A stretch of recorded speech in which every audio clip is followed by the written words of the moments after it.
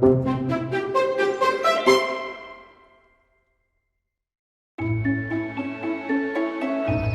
গোল্ডি তো ষড়যন্ত্র করছে, কিন্তু আমি বা সবাইকে কি করে বলবো? হে ভগবান, আমি যদি বলতে পারতাম। একদিন সকালে মন্টু বাঁদর, হাতি, হরিণ, জেব্রা, বাকিরা সবাই ঘুরতে বেরোয়। তখনই ওরা রাস্তায় একটা সারসকে পড়ে থাকতে দেখে। আরে, এটা তো একটা সারস, মনে হয় অজ্ঞান হয়ে গেছে। শিগগিরই ডক্টর খরগোশের কাছে নিয়ে যাওয়া উচিত। রামু হাতি ওকে নিজের সুরে তুলে নেয় আর ডাক্তার খরগোশের কাছে নিয়ে আসে। ডাক্তার সারসের মাথায় হালকা একটা লেপ লাগায় আর কিছুক্ষণের মধ্যেই সারসের জ্ঞান ফিরে আসে। সব উপরওয়ালার কৃপা। সারস ঠিক আছো তো? সারস ওদের কোনো জবাব দিচ্ছিল না আর শুধু চোখ মেলে হাঁ করে দেখছিল। সারস, তুমি কিছু বলছো না কেন? তুমি কি কিছু বলতে পারো না সারস?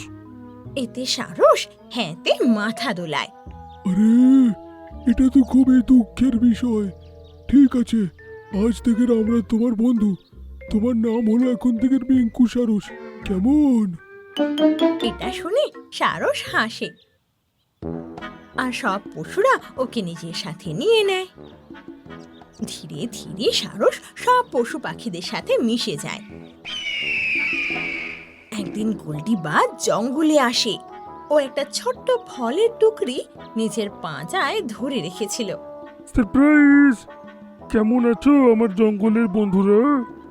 আরে গোল্ডি ইগল, শহর থেকে কবে এলে? এই মাত্রই এলাম, আর তোমাদের জন্য আমি ফল এনেছি উপহারে।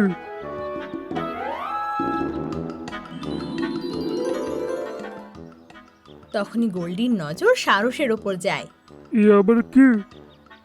এ মিঙ্কু সারস, কিছুদিন ধরে আমাদের জঙ্গলেই তো থাকছে। এ কিন্তু বোবা, জানো?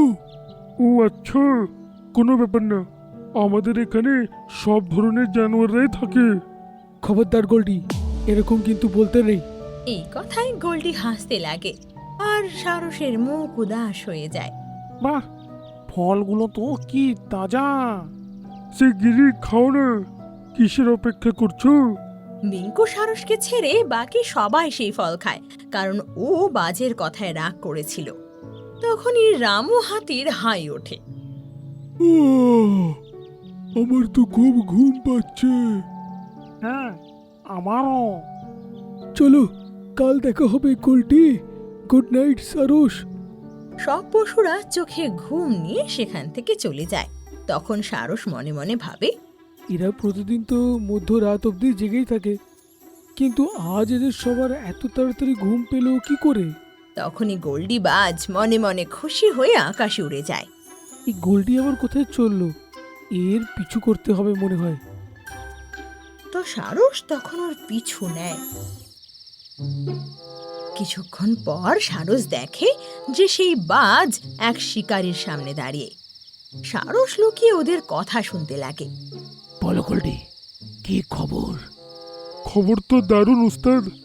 আপনি যে ওষুধটা মিশিয়েছিলেন ফলের মধ্যে, যারা যারা খেয়েছে ঘুম পেয়ে গেছে। এবার আপনি অনায়াসে ঢুকতেই পারেন। বাহ, তার মানে আমি আমার উদ্দেশ্যে এবার সফল হয়ে যাব। এই গোল্ডি তো ষড়যন্ত্র করছে, কিন্তু আমি বা সবাইকে কি করে বলবো? হে ভগবান, আমি যদি বলতে পারতাম। পরের দিন সকালে সব পশু পাখি পুকুর ধারে জমা ছিল। তখনই হঠাৎ বাজ এসে ওদের বলে, আজ রাতে আমার বার্থডে পার্টি, তোমরা সবাই আমন্ত্রিত। আরে বাহ, পার্টি! তাহলে তো খুব মজা হবে। হ্যাঁ নিশ্চয়ই, তোমরা সবাই সময় মতন ফুলবাড়িতে পৌঁছে যেও। নিশ্চয়ই গোল্ডি বাজ। বল। এটা বলে গোল্ডি সেখান থেকে চলে যায়। এই গোল্ডি আবার এত ভালো স্বভাবের কি করে হয়ে গেল? এটা তো ভালোই, আগে সবাইকে অনেক হয়রান করে থাকতো, এবার ভালো হয়ে গেছে। এটা শুনে সারস মনে মনে ভাবতে লাগে, যদি আমি বলতে পারতাম তাহলে জানাতাম এই গোল্ডি কি করে শিকারের সাথে হাত মিলিয়ে এদেরকে ফাঁসাতে চলেছে। রাত্রে গোল্ডির বার্থডে পার্টিতে সব জঙ্গলের পশুরা গিয়ে পৌঁছায়। ওখানে আগের থেকে অনেক ফল রাখা ছিল আর মাংসের টুকরো। আরে বাহ, আজ তো গোল্ডি আমার শিয়ালের সবার খেয়াল রেখেছে। হ্যাঁ দেখো, মাংস বানিয়েছে। হ্যাঁ হ্যাঁ বন্ধুরা, আমার বার্থডে কে এত স্পেশাল বানানোর ছিল, তোমাদের খেয়াল আমি কি করেই বা রাখতাম না। কিন্তু আমার জন্য তো শুধু একটাই লঙ্কা, আমার 3টে লঙ্কা চাই গোল্ডি। এই জঙ্গলে এটাই হচ্ছে তোদের শেষ পার্টি। এরপরে এই জঙ্গলে আমি একা থাকবো, সব পাখিদের রাজা হয়ে থাকবো। খুব মজা হবে আমার তারপর।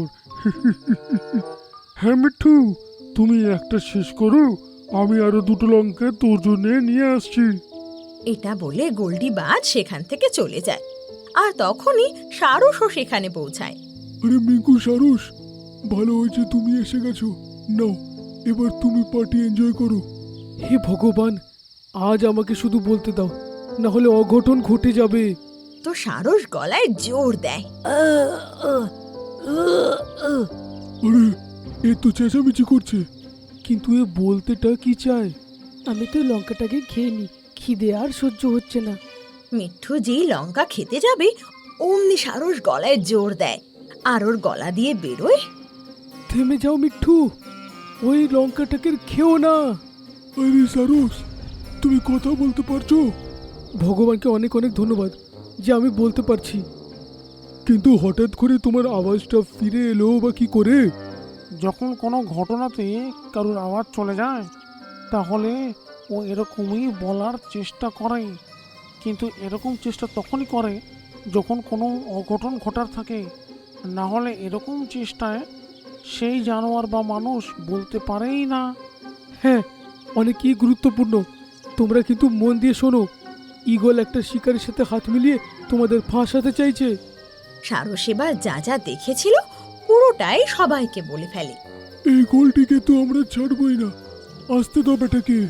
বন্ধুরা, এরম ভাবে না, ওকে কি করে সাহায্য করতে হয় সেটা আমি খুব ভালো করেই জানি। বেশ কিছুক্ষণ পর যখন গোল্ডি বাজ নিজের সাথী শিকারীকে নিয়ে সেখানে পৌঁছায় তো দেখে সব পশুরা অজ্ঞান হয়ে মাটিতে পড়ে আছে। বাহ, আমাদের প্ল্যানটা কাজে লেগেছে। উস্তাদ, বাইরে আসুন। সব জানোয়ারগুলোকে ট্রাকের মধ্যে ভরে ট্রান্সপোর্ট করে দেব, তারপর এদের চিড়িয়াখানায় রাখা হবে। এত তাড়া কিসের শিকারী মশাই? তখনই গোল্ডি বাজ আর শিকারী দেখে যে মিঙ্কু সারস ওদের সামনে দাঁড়িয়ে আছে। আরে বোবা সারস, তুই কথা খবর থেকে শিখলি? আমি সব জানি গোল্ডি, তোর কাণ্ড কীর্তিগুলো আনার জন্য আমাকে ভগবান আভাস দিয়েছে। কিন্তু তুই কি বা করতে পারবি? এরা সবাই তো জ্ঞান হয়ে গেছে। সেটা তোর ভুল ধারণা। আর এই কথা শুনতেই এতক্ষণ যেই সব পশুরা অজ্ঞান হওয়ার নাটক করছিল সবাই উঠে দাঁড়িয়ে পড়ে। গোল্ডি ঈগল, তোকে তো আমি ছাড়বো না বেটা। চিল আর কাক মিলে বাজকে মারতে লাগে আর বাকি পশুরা শিকারীকে ধাওয়া করে। বাঁচাও! ওদের থেকে পালাতে পালাতে শিকারী ট্রাকে গিয়ে বসে আর মন্টু বাঁদর তখনই গাড়িতে চড়ে আর গাড়ি স্টার্ট করে দেয়। আরে, এই ট্রাকটা কে চালাচ্ছে? আরে বাঁচাও! মন্টু বাঁদর চলন্ত গাড়ি থেকে লাফ দেয় আর গাড়ি সোজা ঘাইতে গিয়ে পড়ে আর শিকারীর আওয়াজ পুরো জঙ্গলে ছড়িয়ে যায়। এদিকে গোল্ডি বাজের অবস্থাও খারাপ হয়ে গিয়েছিল। আমাকে তোমরা ক্ষমা করো, আর কোনোদিনও এরকম প্রতারণা করব না। এখান থেকে বেরিয়ে যা গোল্ডি, তোকে যেন কোনোদিনও আর জঙ্গলে আমি না দেখি। গোল্ডি বাজ তখন ওখান থেকে চলে যায় আর সব পশুরা সারসকে ধন্যবাদ জানায়। এদিকে নিচের আওয়াজ পেয়ে সারসও খুব খুশি ছিল আর এখন থেকে ও সবার সাথে মন খুলে কথা বলতে পারত।